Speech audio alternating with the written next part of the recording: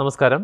ഇന്ന് നമ്മൾ സംസാരിക്കുന്ന വിഷയം എന്ന് പറയുന്നത് ദന്തശാസ്ത്രത്തിലെ പുതിയ ചില പരീക്ഷണങ്ങളെക്കുറിച്ച് അല്ലെങ്കിൽ പുതിയ ചില മാറ്റങ്ങളെക്കുറിച്ചാണ്. അപ്പോൾ എല്ലാ ഫീൽഡിലും നമ്മൾ നോക്കുകയാണെന്നുണ്ടെങ്കിൽ ഒരുപാട് മാറ്റങ്ങൾ കടന്നു വരുന്നുണ്ട്.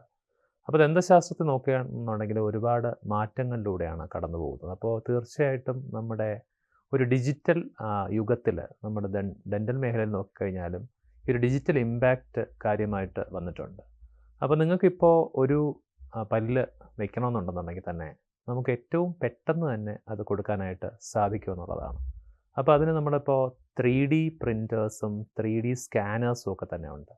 നമുക്കറിയാം നമ്മളിപ്പോൾ ഒരു പേപ്പർ സ്കാൻ ചെയ്തെടുക്കണമെന്നുണ്ടെങ്കിൽ നമുക്ക് സ്കാനേഴ്സ് ഉണ്ട്. അപ്പോൾ അതുപോലെ തന്നെ നമുക്കൊരു പ്രിൻ്റ് ചെയ്തെടുക്കണമെന്നുണ്ടെങ്കിൽ പ്രിൻറ്റേഴ്സും ഉണ്ട്. അപ്പോൾ അതുപോലെ തന്നെ നമുക്ക് ഇപ്പോൾ പല്ല് നഷ്ടപ്പെട്ട ഭാഗത്ത് അല്ലെങ്കിൽ പല്ല് നമുക്ക് ഈ ഒരു 2 പല്ലുകൾക്കിടയിൽ ഒരു പല്ല് നഷ്ടപ്പെട്ടിട്ടുണ്ട് അല്ലെങ്കിൽ മുഴുവനായിട്ടും നമുക്ക് പല്ലുകൾ നഷ്ടപ്പെട്ട ഭാഗത്ത് നമുക്കത് സ്കാൻ ചെയ്തെടുക്കാനായിട്ട് സാധിക്കും.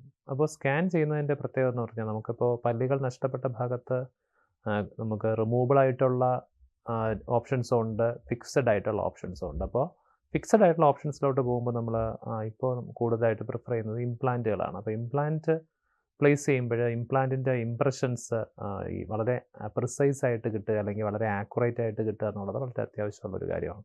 അപ്പോൾ നമുക്കതിനകത്ത് സ്കാൻ ബോഡി എന്നുള്ള കോൺസെപ്റ്റ് ഉണ്ട്. സ്കാൻ ബോഡീസ് യൂസ് ചെയ്ത് കഴിഞ്ഞാൽ നമുക്ക് ഇംപ്ലാന്റിൻ്റെ ഇംപ്രഷൻസ് കുറച്ചുകൂടി പ്രിസൈസ് ആയിട്ട് നമുക്ക് അവിടെ രജിസ്റ്റർ ചെയ്യാനായിട്ട് സാധിക്കും. അപ്പോൾ ഇതിൻ്റെ ഒരു അഡ്വാൻറ്റേജ് എന്ന് പറഞ്ഞു കഴിഞ്ഞാൽ ഇപ്പോൾ നമുക്ക് CAD CAM മില്ലിംഗ് എന്ന് പറയും, computer aided designing and computer assisted milling ആണ്. അതായത് സെറക് ബ്ലോക്സ് എന്ന് പറഞ്ഞിട്ടുള്ള വലിയ ബ്ലോക്സുകൾ നമുക്ക് ഈ ഒരു മില്ലിംഗ് മെഷീനിൽ കമ്പ്യൂട്ടറിൽ തന്നെ എക്സോകാഡ് പോലെയുള്ള സോഫ്റ്റ്വെയറുകൾ ഉപയോഗിച്ചുകൊണ്ട് പെട്ടെന്ന് തന്നെ നമുക്കതിനെ ഡിസൈൻ ചെയ്തെടുക്കാൻ സാധിക്കും. ആ ഒരു കമാൻഡ് അങ്ങോട്ടേക്ക് പാസ് ചെയ്യുന്ന സമയത്ത് അതിൽ നിന്ന് മില്ല് ചെയ്ത് വരുന്ന ക്രൗൺസ് നമുക്ക് കൊടുക്കാനും പറ്റും എന്നുള്ളതാണ് ഈ ഒരു സിസ്റ്റത്തിൻ്റെ അഡ്വാൻറ്റേജ്. നമുക്കിപ്പോൾ ഒരു മോഡിഫിക്കേഷൻ ഉണ്ടെന്നുണ്ടെങ്കിൽ നമുക്കത് ഇൻസ്റ്റൻ്റ് ആയിട്ട് അത് പാസ് ചെയ്യാനായിട്ട് സാധിക്കുന്നു എന്നുള്ളതാണ്. അപ്പോൾ ഇതിൻ്റെ ഒരു ഇമ്പാക്റ്റ് എന്ന് പറയുന്നത് നമുക്കിപ്പോൾ പലർക്കും സ്മൈൽ ഡിസൈനിങ് എന്ന് പറയുന്നത് പെട്ടെന്ന് വേണ്ട ആൾക്കാരുണ്ടാവും. സ്മൈൽ ഡിസൈനിങ് എന്ന് പറയുമ്പോൾ അതിനകത്ത് പല പല കാര്യങ്ങളുണ്ടാവും. അപ്പോൾ എപ്പോഴും സാധാരണ ആൾക്കാർ ചോദിക്കുന്ന ഒരു കാര്യമാണ് ഈ ഇപ്പോൾ നമുക്ക് വളഞ്ഞിരിക്കുന്ന പല്ലുകൾ അല്ലെങ്കിൽ ചരിഞ്ഞിരിക്കുന്ന പല്ലുകൾ അല്ലെങ്കിൽ ചെറിയൊരു വിടവ്. അപ്പോൾ ഇതിനൊക്കെ തന്നെ നമ്മൾ കമ്പി ഇടാതെ, അതായത് പല്ലിൽ ഇപ്പോൾ അലൈനേഴ്സ് ഉണ്ട്, അലൈനേഴ്സും യൂസ് ചെയ്യാതെ, അലൈനേഴ്സ് ആണെങ്കിൽ തന്നെ നമുക്കൊരു മിനിമം ഒരു 6 മന്ത്സിൻ്റെ ഒരു ഗ്യാപ്പ് ഉണ്ടാവും. അപ്പോൾ അതല്ലാതെ നമുക്ക് എങ്ങനെ മോഡിഫൈ ചെയ്തെടുക്കുക എന്നുള്ളത്. അപ്പോൾ സ്മൈൽ മേക്ക് ഓവറുകളാണ് നമ്മൾ അതിനായിട്ട് പ്രിഫർ ചെയ്യുന്നത്. അപ്പോൾ മേക്ക് ഓവറുകൾ ശരിക്കും പറഞ്ഞു കഴിഞ്ഞാൽ പലതരത്തിലുള്ള സ്മൈൽ മേക്ക് ഓവേഴ്സ് ഉണ്ട്. നമുക്കിപ്പോൾ വെനീഴ്സ് അവിടെ യൂസ് ചെയ്യാം, ലൂമിനിയറുകൾ അവിടെ യൂസ് ചെയ്യാം, അപ്പോൾ ലാമിനേറ്റുകൾ യൂസ് ചെയ്യാം. അതൊക്കെ തന്നെ നമുക്ക് ഇപ്പോൾ ഷേപ്പിനുള്ള വ്യത്യാസങ്ങളുള്ള കേസുകളുണ്ടാവും, അല്ലെങ്കിൽ കളറിലുള്ള വ്യത്യാസമുള്ള കേസുകളുണ്ടാവും.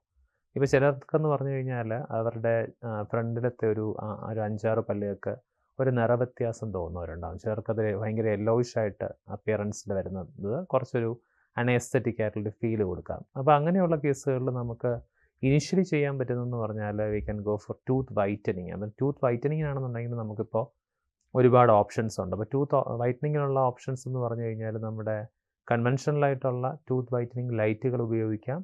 അതിന് വേണ്ടിയിട്ട് തന്നെ പല രീതിയിലുള്ള കെമിക്കൽസ് നമ്മൾ യൂസ് ചെയ്യുന്നുണ്ട്. അപ്പോൾ നമ്മൾ സ്ഥിരമായിട്ട് ഉപയോഗിച്ച് പോരുന്ന ആ ഒരു കെമിക്കൽസിൻ്റെ ഒരു പ്രത്യേകത എന്ന് പറഞ്ഞു കഴിഞ്ഞാൽ അതിനെല്ലാം തന്നെ പെറോക്സൈഡ് എന്ന് പറഞ്ഞൊരു ഘടകം അടങ്ങിയിട്ടുണ്ട്. അപ്പോൾ പെറോക്സൈഡ് ബ്ലീച്ചിങ്ങിനകത്ത് ഒരു സെൻസിറ്റിവിറ്റി എന്ന് പറയുന്നത് ഒരു സൈഡ് എഫക്റ്റായിട്ട് കുറച്ച് നാൾ പെർസിസ്റ്റ് ചെയ്യും. പക്ഷെ നമ്മൾ ഈ ഒരു വൈറ്റനിങ് അല്ലെങ്കിൽ ബ്ലീച്ചിങ് കഴിയുമ്പോഴത്തേക്കും ഒരു ഓവർ ദ പീരീഡ് യൂസ് ചെയ്യാനായിട്ട് ഒരു 4 to 6 വീക്സ് യൂസ് ചെയ്യാനായിട്ട് കാൽഷ്യം കൂടി പ്രസിപ്പിറ്റേറ്റ് ചെയ്യുന്ന തരത്തിലുള്ള കെസീൻ ഫോസ്ഫോ പെപ്റ്റൈഡ് അടങ്ങിയിട്ടുള്ള അമോർഫസ് കാൽഷ്യം ഫോസ്ഫേറ്റ് അടങ്ങിയിട്ടുള്ള അതിൻ്റെ ഒരു കോമ്പിനേഷൻ ACP CPP മിക്സ്ചർ ആയിട്ടുള്ള ടൂത്ത് മൂസ് എന്ന് പറഞ്ഞിട്ടുള്ള ഒരു ജെല്ല് കൂടി പ്രിസ്ക്രൈബ് ചെയ്യാറുണ്ട്. അപ്പോൾ അത് ഒരു പരിധി വരെയൊക്കെ നമുക്ക് ആ ഒരു റീമിനറലൈസേഷൻ പ്രോസസ്സിൽ സഹായിക്കും. അപ്പോൾ അതിന് നമുക്കൊരു ലൈറ്റ് സോഴ്സ് അത്യാവശ്യമാണ് ഈ ഒരു വൈറ്റനിങ് ചെയ്യുമ്പോൾ. അത് കൺവെൻഷണൽ ലൈറ്റ് അല്ലാതെ കുറച്ചുകൂടി ഫാസ്റ്റായിട്ട് അതിനെ ആക്ടിവേറ്റ് ചെയ്യാനായിട്ട് നമുക്കിപ്പോൾ ലേസേഴ്സ് യൂസ് ചെയ്യാം.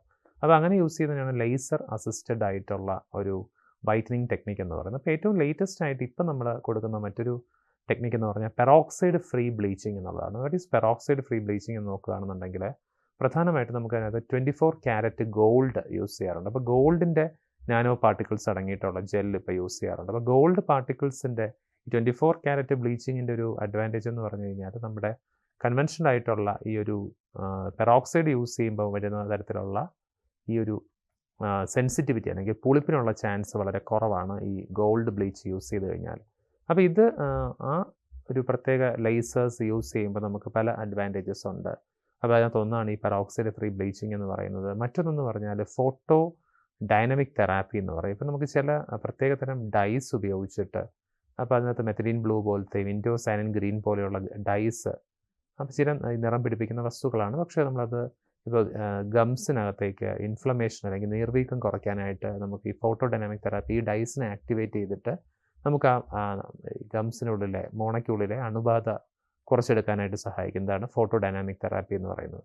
അപ്പം മോണയിൽ എന്തെങ്കിലും ഇൻഫെക്ഷൻ വന്നു കഴിഞ്ഞാൽ തീർച്ചയായിട്ടും നമുക്ക് ലേസർ ഉപയോഗിച്ചുകൊണ്ട് ആ മോണയെ നന്നായിട്ട് അണുവിമുക്തമാക്കാനും സാധിക്കുന്നുണ്ട്. അതിനെയാണ് നമ്മൾ ലെനാപ്പ് എന്ന് പറയുന്നത്, laser assisted new attachment procedure എന്ന് പറയും. അപ്പോൾ അത്തരത്തിൽ നമുക്ക് ഈ പുതിയ ഗാഡ്ജറ്റ്സ് വരുന്ന അനുസരിച്ചിട്ട് ഹാർട്ട് ടിഷ്യൂസിലെ, അതായത് കഠിനമായിട്ടുള്ള കലകളായിട്ടുള്ള പല്ലിനെ ചുറ്റിപ്പറ്റിയിരിക്കുന്ന എല്ലിലെയും പല്ലിലെയും പ്രശ്നങ്ങളും അതോടൊപ്പം തന്നെ മൃദുവായിട്ടുള്ള കലകളായിട്ടുള്ള ഗംസ്, മോണയിലെയും മറ്റ് പ്രശ്നങ്ങളും ഒക്കെ പരിഹരിക്കാനായിട്ട് സാധിക്കും. അപ്പോൾ തീർച്ചയായിട്ടും ഒരുപാട് ഡിജിറ്റലായിട്ടുള്ള ഗാഡ്ജറ്റ്സ് വന്നത് നമ്മുടെ ഒരു ഡെൻറ്റിസ്ട്രിയുടെ മൊത്തം ഒരു റിസൾട്ടിനെ തന്നെ, ഒരു പേഷ്യൻറ്റിൻ്റെ പെർസെപ്ഷനെയൊക്കെ നന്നായിട്ട് തന്നെ മാറ്റിയിട്ടുണ്ട്. അപ്പോൾ കൂടുതൽ പുതിയ പുതിയ പരീക്ഷണങ്ങളൊക്കെ വരുന്ന സമയത്ത് തീർച്ചയായിട്ടും അത് പേഷ്യൻസിന് കൂടുതൽ നല്ല മെച്ചപ്പെട്ട ഒരു ചികിത്സാ അനുഭവം പ്രദാനം ചെയ്യാനും നമ്മളെ സഹായിക്കും. നമസ്കാരം.